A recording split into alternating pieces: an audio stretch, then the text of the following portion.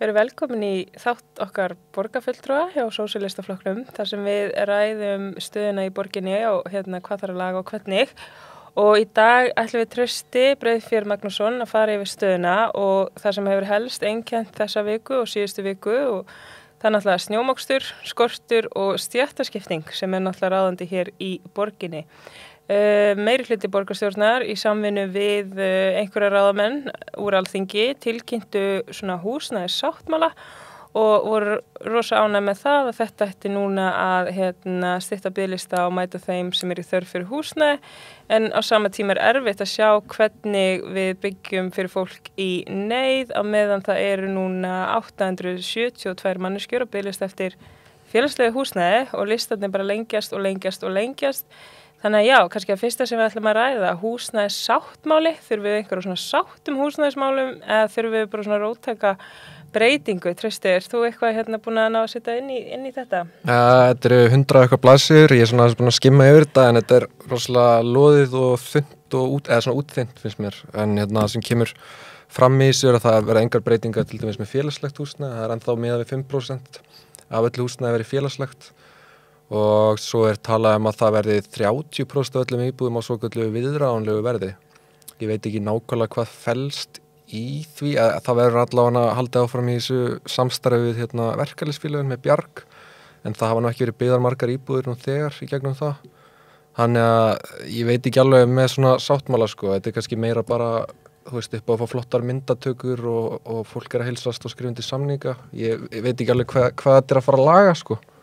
Það er eitthvað hækkað að með minnir 10% í óhagnaðardrifnu húsnæði og það er það hugsa sem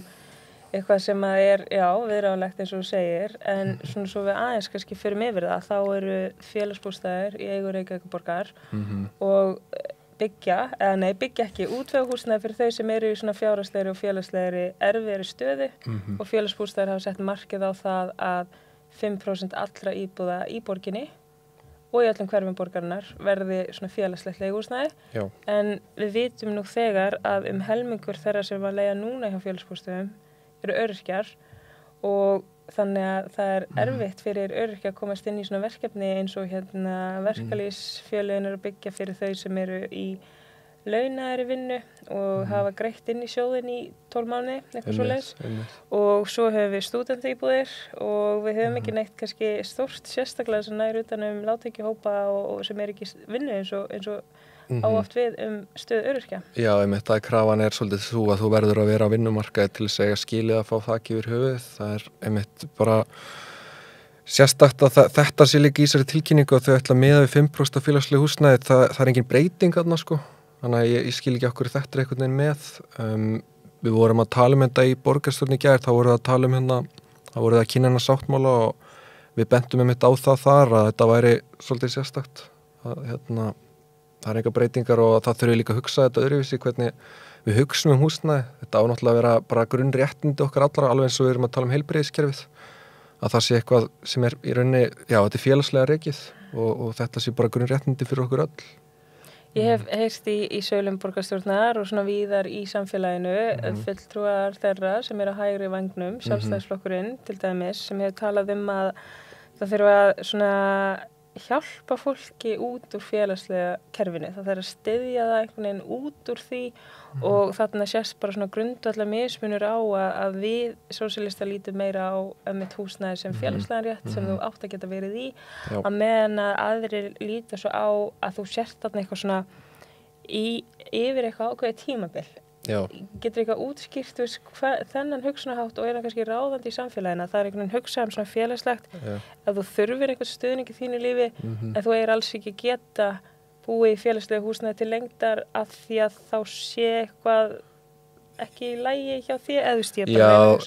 maður velti fyrir sig náttúrulega rætunar eru kannski bara þegar nýfrjálshyggjan byrjar þá að tala svona velferðardrottningar sem var að lifa á kerfinu og ég held að hugsunarhátturinn sé oft sá að fólk sem er að nýta sér félagslega úrræði sé einhvern veginn að svindla og þar af leiðandi þurfa að gera þetta eins erfitt fyrir það og mögulegt er eins og leigan hjá félagsbústöðum hækkar vísitölutengt í hverju mánuði ég veit ekki hvort það er hverju mánuði allan reglulega þannig að það er verið að reyna að gera þetta bara erfitt fyrir fólk þannig að það geti kannski ekki treyst á þessi kerfi og fólk hikar við að sækja að fara inn í svona kerfi og það náttúrulega hendar flokkum og þeim öflum sem að stýra er fjármálöflin í landinu, þau vilja náttúrulega ekki að sé neitt svona kerfi að því að þá getur þau ekki verið að maka krókin. Húsnæðis bara kerfi í Reykjavík hentar þessum öflum mjög vel og það er bara grátlegt að sjá jafnaðarmannaflokk Íslands einmitt ekki stíga fasta til jarðar og tala gegn þessu kerfi. Við sjáum að 9 hverjum sem rísa eru bara lúxusíbúðir og þar eru aðilar sem eru að græða hátt í 200% á því að byggja og síðan selja bara. Þú veist, þetta er rosalega auðveldur gróði og fljótur og maður skilur að þessi öfl standi í vegi fyrir félagslegri uppbyggingu en ég skil ekki að jafnaðarmannaflokkur sé að standa líka með þessum öflum. Að því núna sko, þú veist, við vinnum í sveitarstjórn og þar erum við að hugsa bara þessi grunnatriði sem verða að vera í lagi og ég ætla bara aðeins að fá að nefna sko tölurnar á öllum biðlistum Reykjavíkurborgar eftir húsnæði. Það er sem sagt, við erum með þetta almenna félagslega leiguhúsnæði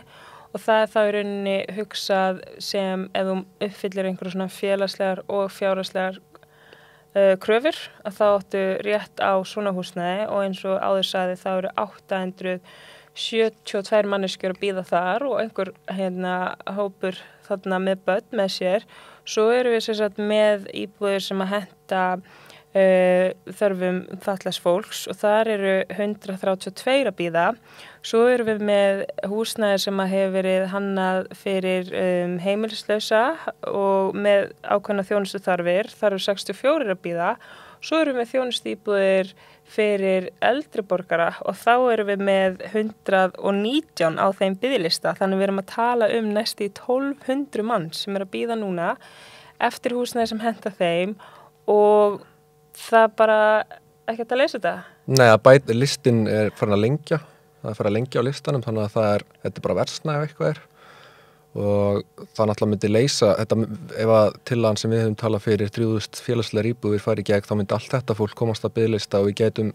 útvikað skilyrðin líka, þannig að fleiri kæmist inn og markmiðið þetta ætti að vera á lokum að sé engin skilyrði, allir geti bara komist inn í þetta félagslega húsnæðiskerfi vegna þess að þetta er eins og við vorum að tala um grunnréttur, ekki eitthvað tækifæri til að græða og það bara sumir hlutir, þú veist, eiga að vera heilagir, gagnvart fjármálöflunum. Ef þú byrjir í samfélagi þá áttu rétt á félagslegu húsnæði. Já, þú veist, það er svolítið mikið no-brainer einhvern veginn en það virðist ekki ná til nú margra. Svo bara grunnurinn, við erum heima hjá okkur, förum út, inn í daginn og það var það að blessa hálkan. Hvað er þetta bara svona erfitt að búa í Íslandi ef við getum ekki mokað og það kom mikill snjór, þú ert aðeins búin að skoða þessi mál. Já, einmitt, það mætti halda að fólk gerði ekki ráð fyrir hálku með ástandið, sko. Það er ennþá ekki búið að moka frá fullt af strætóskýlum út alla borg og náttúrulega þegar maður velti fyrir sér sko að mikið vera að tala aðgengismál, þú veist eins og vera að rampa upp sem Halli er með og svona en svo er aðgengi að strætóskýlunum bara ekkert fyrir þess að hópa. Þú veist, maður þetta tengist einhvern veginn allt svo mikið, þú veist, ef snjómoksturinn er ekki í lagi, þá getur fólk ekki sótt þá staði sem maður ætlar á, sem að kannski veldur mér í vanlíðan og því að fólk er fast heima og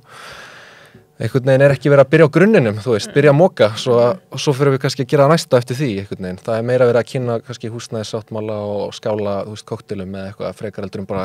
sinna grunnverkunum, sko. Laugardalshöll? Já, það verið að kynna nýja þjóðarhöll, hún á að vera tilbúin eftir 2 ár, við veit ekki alveg með það. Nei, það er rosa hratt. Rosa hratt, já, og já, eða þú veist, maður eiginlega trúir ekki að það verið eftir 2 ár með við nýja Landspítalinn átti að vera tilbúin á næsta ári, það er búið að seinka honum til 2028 og margir sem vinna á spítalanum segja að það verður örugglega ekki fyrir 2030 þannig að það er svolítið mikið verið að tala en lítið verið að gera. En ef við snúum okkur aðeins að snjónum, er það bara þannig að öll tækin eru upptekin af því það er náttúrulega bara búið að snjóa víða og snjótum allt, eru bara ekki nóg meira tæki til staðar í borginni eða er bara búið að snjóa of mikið þannig að það var bara ekki hægt að ryðja, þú veist hvernig, er ekki verið að skipuleggja þetta nógu vel eða? Já, ég bara tók eftir að Einar Þorsteinsson var í viðtal daginn og þá talaði að það væri 9 til 21 tæki að moka göturnar þannig að það virðist ekki vera svona næg yfirsýn yfir það hvað við erum með mörg tæki á götunni en fyrir utan það náttúrulega kom líka í ljós að einhverjir undirverktakar mættu bara ekki til að moka og þetta sem við erum að benda á, þetta svo rosalega flóki kerfi allt saman að vera með þetta sem sagt útvistað sem að þýra að það Reykjavíkurborg ekki lengur með starfsfólk að moka göturnar eins og var einu sinni, heldur gerir samningar og útboð við fyrirtæki að þau eiga að moka göturnar, þetta held í 4 eða 5 einhverjir stóri verktakar sem sjá með þetta allt, þannig þetta alveg nokkrir aðilar og þeir eru jafnvel með undirverktaka, undir sér sko. Og svo kemur í ljósa einhver undirverktakin mætir ekki, þá þarf að fara að rannsaka það, hvað fór úrskeiðis, það eru einhverju lögfræðingar sem eru í því, svo þarf að fara að uppfæra smáaletri í samningunum, uppfæra samningana, kannski ný útboð, þannig að það sem við verðum að benda á bara getum við ekki einfalda þetta og láti borgina ráða starfsfólk beint til að moka götunar, þetta myndi held ég gerast miklu hraðar þá. Eitthvað sem mæli gegn því að Reykjavíkurborg sé með fastráði starfsfólk hjá sér í þessu? Nei, menn tala náttúrulega að þetta sé hagkvæmara, en ég hef ekki séð einhverja úttekt á því, menn fullir að þetta líka heldur byggt á hugmyndafræði nýfrjálshyggjunnar. Náttúrulega það var til fyrirbæri sem heit Vélamistur Reykjavíkur, það fyrirtæki var selt 2005 og allar vélarnar með og við sjáum hvernig staðan núna, ég efast að þetta sé betur en það var áður. Hvað gerði Vélamistöðin? Hún átti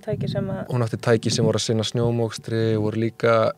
held ég í garðslætti og að sópa götunar.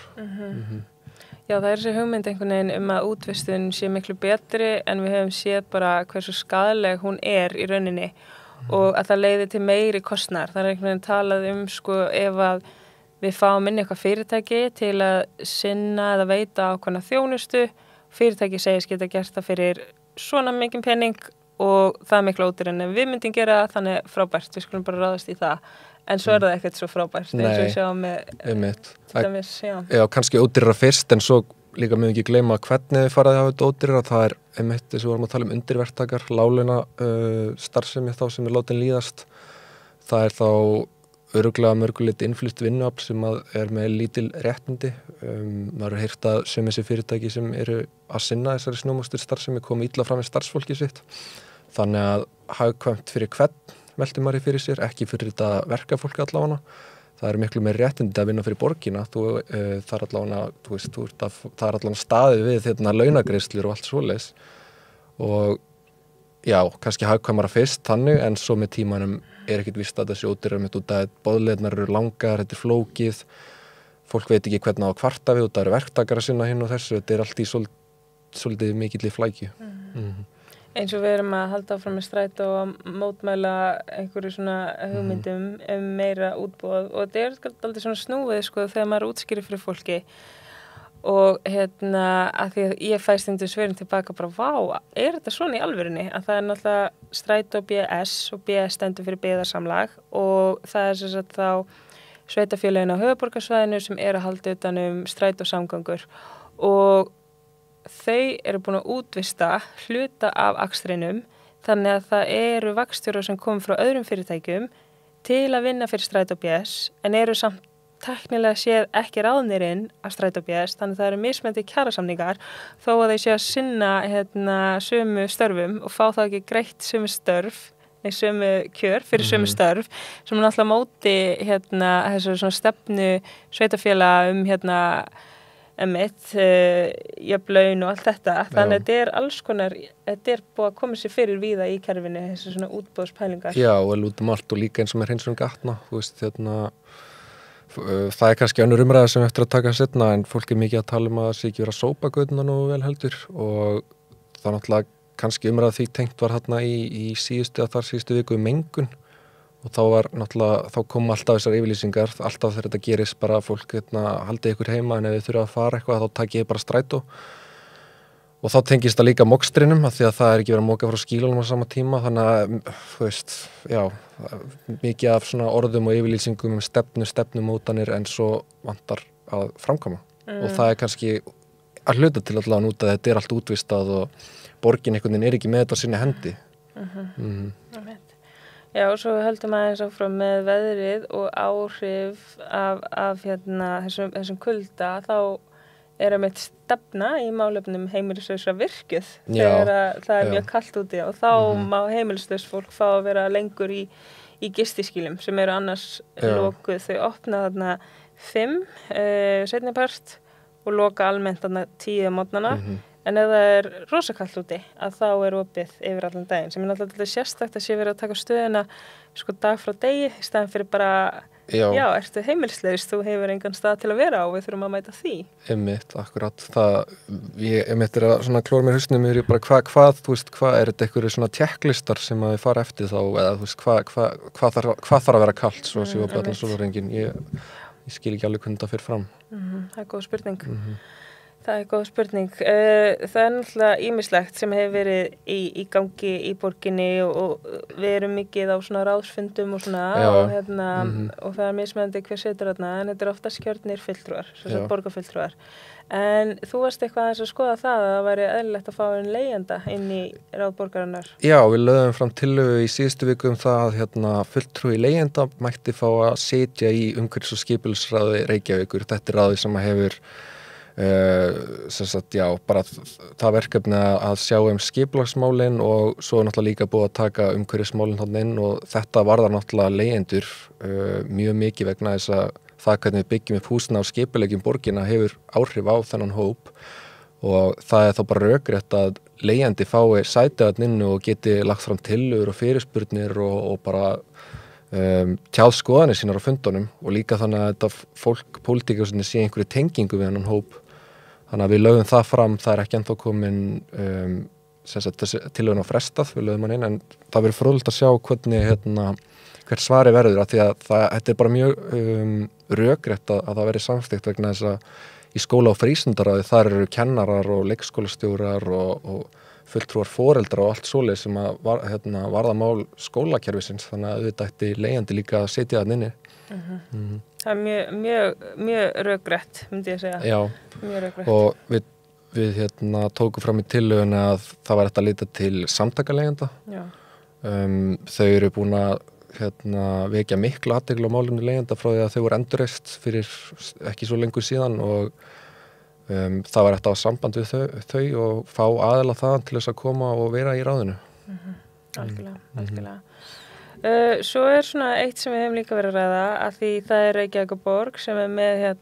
öllu sér ráð og nefndir og er að vinna ýmsum málum og svo er líka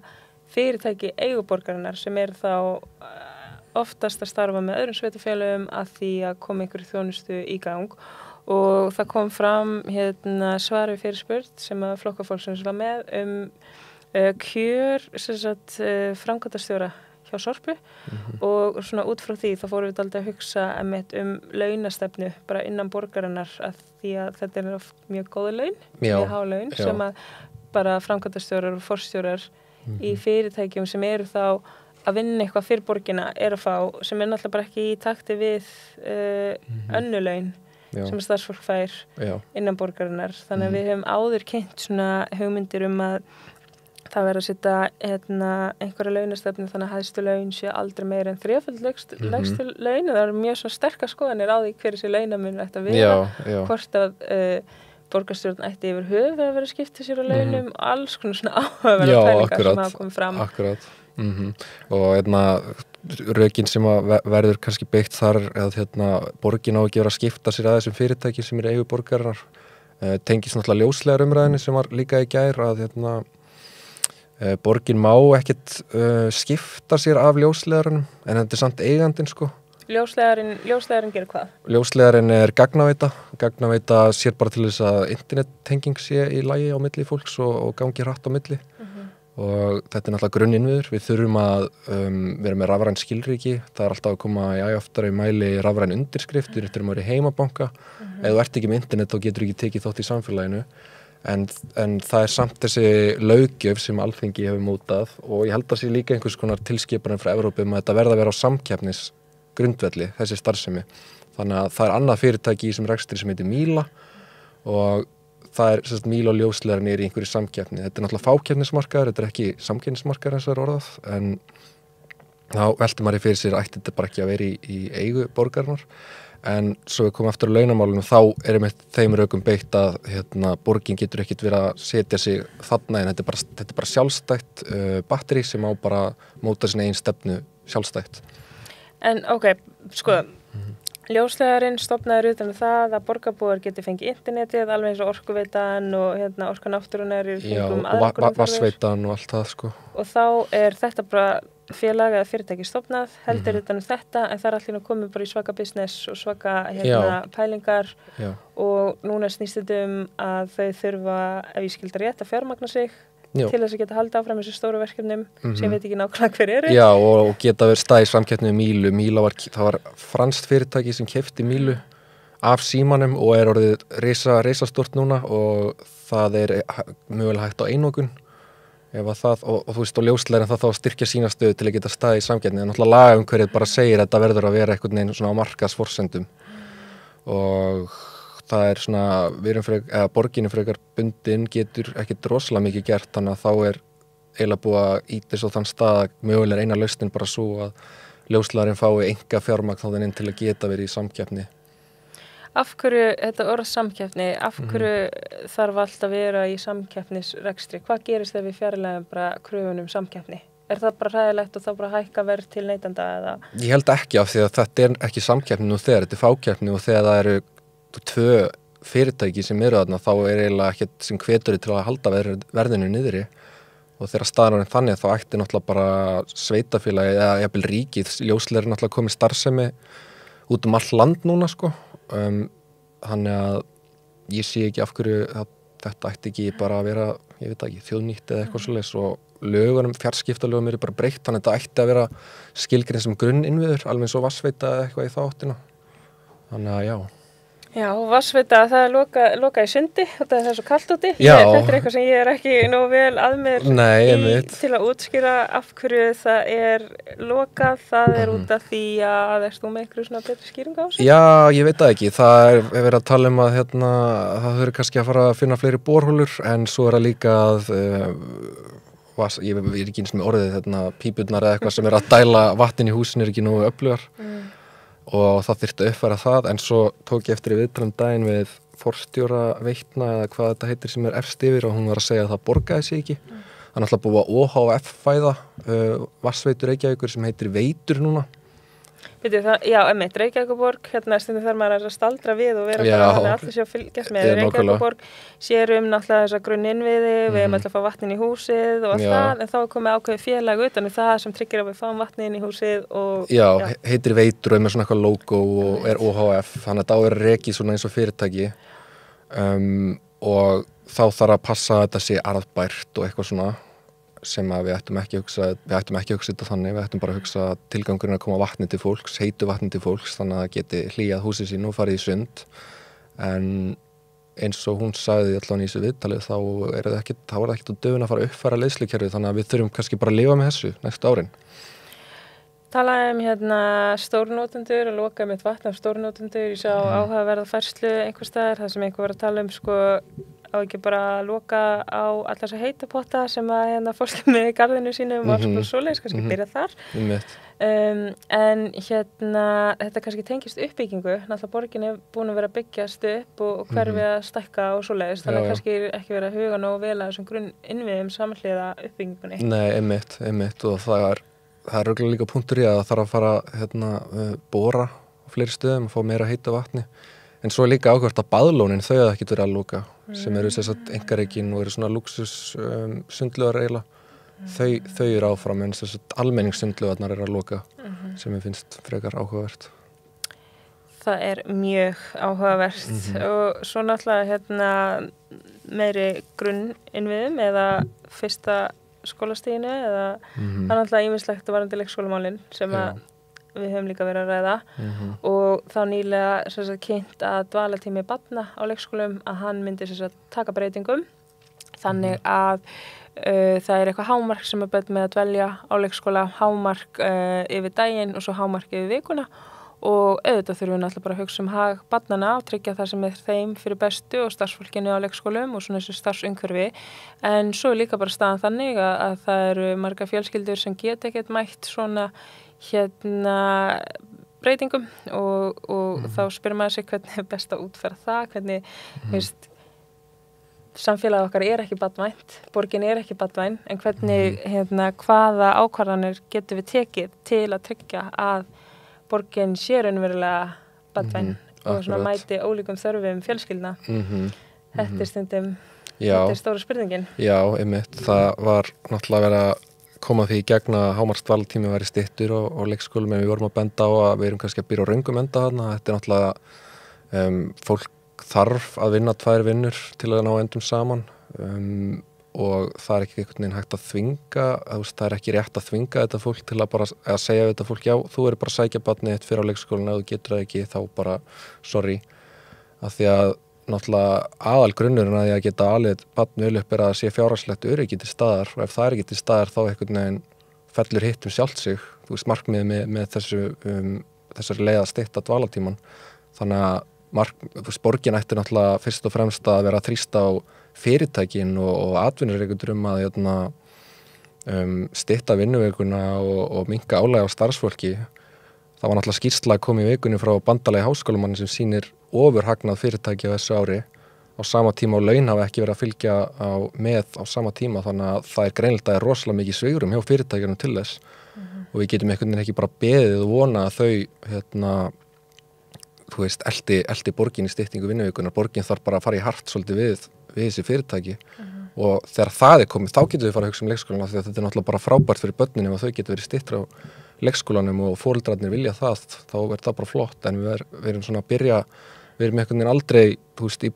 meirihlutin er einhvern veginn aldrei að byrja á grunninum, finnst manni, þú veist, þeir eru alltaf svolítið í svona útópíunni, en er ekki að byrja einhvern veginn að byggja grunninn áður en að þau komast á þessa fallegu glansmyndir sem þeir eru að mála upp. Af því einmitt, það er sem bara staðreynd að það er bara ákveðin staða sem að fjölskyldur eru í og sem við þurfum alltaf bara að mæta án þess að velta of mikil ábyrgð yfir á fjölskyldur sem get ekki tekið það ábyrgð, og þetta er einmitt alltaf þessi spurning bara hvernig byggjum við þá upp borgina út frá því, og það er ekkert endilega eitthvað þó að leikskóli eða frístund loki fyrr, það þýðir ekki að þú getur bara farið til foreldra sem eru ekki í stressi. Ef ég hugsa svona tilbaka þegar ég var í grunnskóla, þá var þetta grunnskólinn, svo kom skólasel sem var þá frístundin, býst ég við, og svo fór ég til ömmu, svo kom barnapía til ömmu kvöldi til að sækja mig og rölti með mig heim, svo ég geti sofnað þar og svo sagði ég bara mömmu næsta dag, því þá var hún bara búin að vera á leikskólanum og svo þrífa eftir leikskólan og ég sofnuð, mamma kemur heim, barnapían fyrir heim og svo bara góðan daginn, hálftími með mömmu hérna. Akkurat, lausnin þarna er ekki að segja við foreldri þarna, herri, við ætlum að stytta leikskólan og þú verður bara, þú veist, hætta að taka þessu auka vinnu, sorry, skilur við erum ekki að byrja réttum enda þarna einhvern veginn. Og líka samgöngur, það einhvern veginn kemur allt inn á það líka. Þú veist, ef að samgöngur eru ekki góðar og þú ert hálftíma að komast milli staða, þá er heil klukkutími þarna sem þú bara þarfst að dekka. Akkurat. Einmitt, það er alltaf nóg í gangi hjá okkur. Þetta var svona yfirferð yfir að helsta. Já, þetta er svona helsta sem búið í gangi. nóg að gera. Og svo viljum við endilega heyra ef að einhver sem er að hlusta hefur reynslu af því að samningur heimastöðning að hann hafi verið styttur eða tími fækka, þá viljum við endilega heyra fleiri frásagnir þar sem að það hefur verið að berast inn á borð til okkar, og endilega ef það er eitthvað þá er alltaf þetta samband við okkur og heyra í okkur, en þetta verður þá ekki lengra að sinni og við sjáumst næst.